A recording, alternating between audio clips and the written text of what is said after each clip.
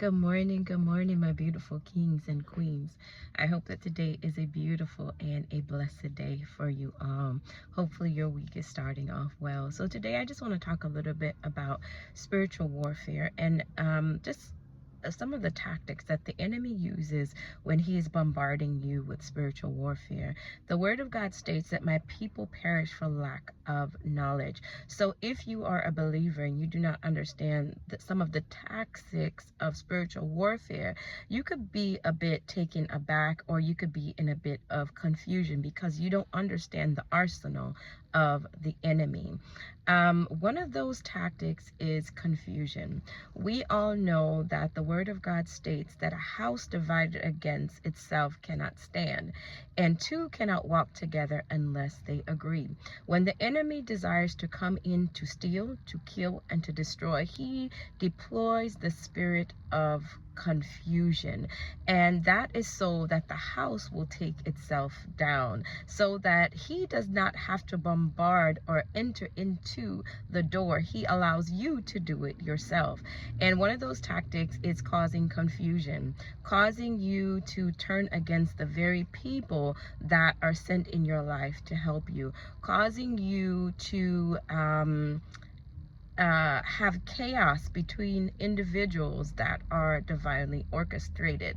When the enemy wants to destroy a family, he is going to cause there to be issues. He's going to cause there to be disruption in that family.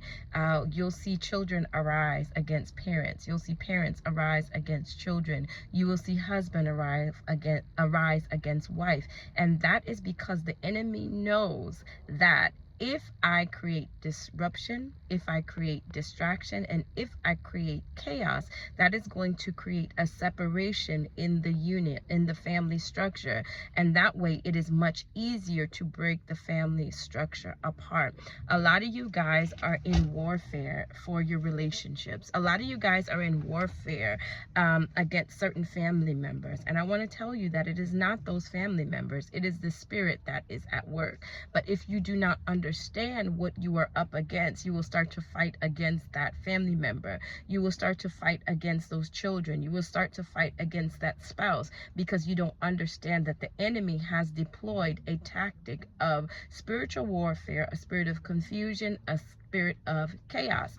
So when you are praying against those things, you have to pray against the spirit, not necessarily against the individual, because the Bible does say that we wrestle against flesh and blood, powers, and we don't wrestle against flesh and blood, but against powers and principalities and wickedness in high places. So when you find that there is a constant bickering in a family, when you find that there is a constant pull and tug dynamic, or push and pull dynamic, you are fighting against the spirit of chaos. And what that spirit does is it creates division. So when you go in, you have to pray against that spirit that has been deployed in your life, especially if anointed ones, you are the generational curse breaker. If you are the one to create new paths in that line or in that lineage, you are going to face this spirit head on, because what the enemy needs to do, he needs to create distortion. And in creating distortion, you will not be able to tell, is this my friend or is this my foe? Is this family member working with me, or is this family member working against me? And especially to the ones that have been called to break protocol, you are going to be a target, because the enemy knows that once you get free, you are freeing the generations behind you and the generations in front of you. So this is why anointed ones, those that are called to break protocol, why you are going to face these challenges, why spiritual warfare is going to be heavier for you, is because you are freeing the lineage. You are freeing the ones to come. And the enemy does not want that. The enemy wants to keep that bloodline in captivity. The enemy wants to keep that bloodline going around in circles. The enemy wants to keep that bloodline in cycles of despair. So if you are the one that comes along and say, okay, it ran in my family until it ran into me, you are going to be a prime target for spiritual warfare. You're going to be a prime target for hell to be broken loose on your life. But don't worry, it is a sign that you are doing something correct. It is a sign that you are making moves in the spiritual realms. You're creating waves in the spiritual realms. And when you do so, you are saying, hey, look at me. Hey, I'm here. And the enemy is going to deploy every tactic to dismantle you. The enemy is going to deploy every tactic to disrupt you, to discourage you, and to cause you to forfeit basically the destiny that you have been called to forfeit your calling. That is the ultimate goal, is for you to forfeit the calling. And I want to encourage you guys, when you guys are going through these spiritual warfares, when you guys are going through the attack of the enemy, the more intense it becomes, the closer you are to your victory. The more intense the fighting becomes, that is indicative that right around the corner the blessing is about to be presented. Right around the corner, excuse me, right around the corner, you are about to experience an open door. So when these things start to arise, chaos, because chaos is going to arise when you're about to break a chain, when you are about to dismantle an altar, when you are about to step out of a generational curse and establish a generational blessing.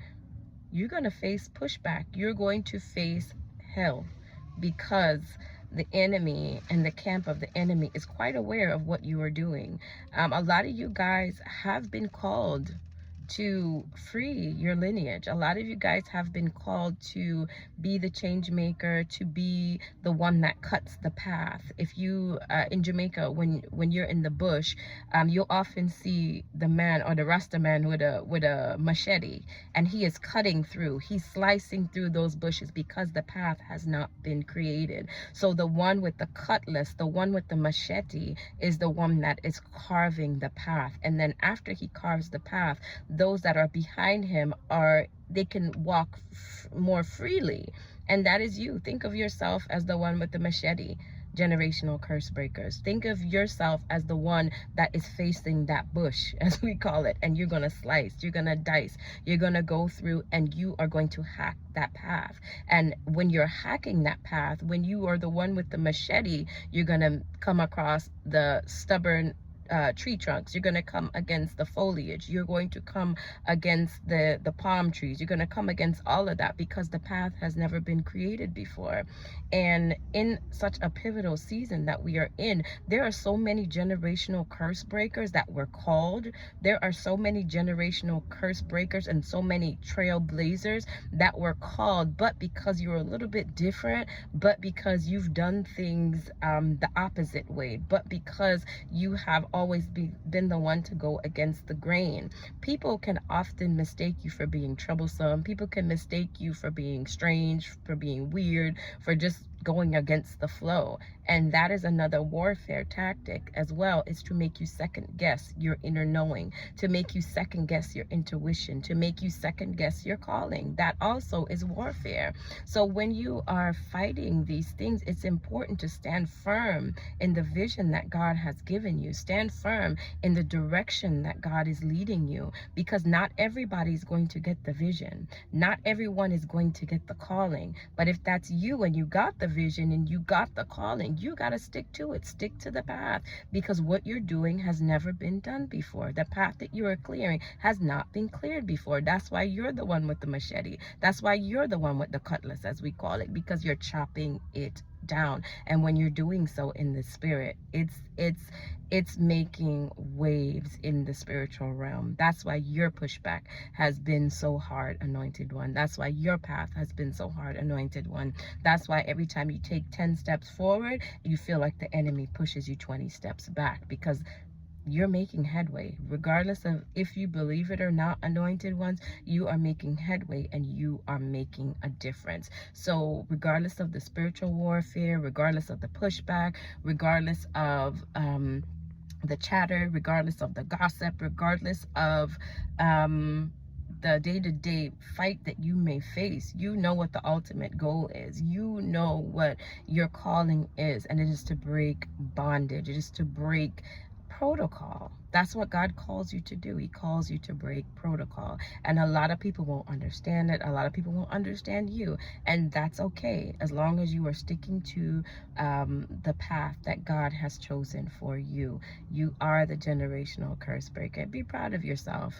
In between your battles, take time to celebrate yourself. In between your victories, take time to celebrate yourself and to celebrate what God is doing in your life, because many came before you and could not accomplish what it is that you are doing. I love you guys. I hope you guys have a beautiful and a blessed day. And remember, always, always be kind. Love you guys.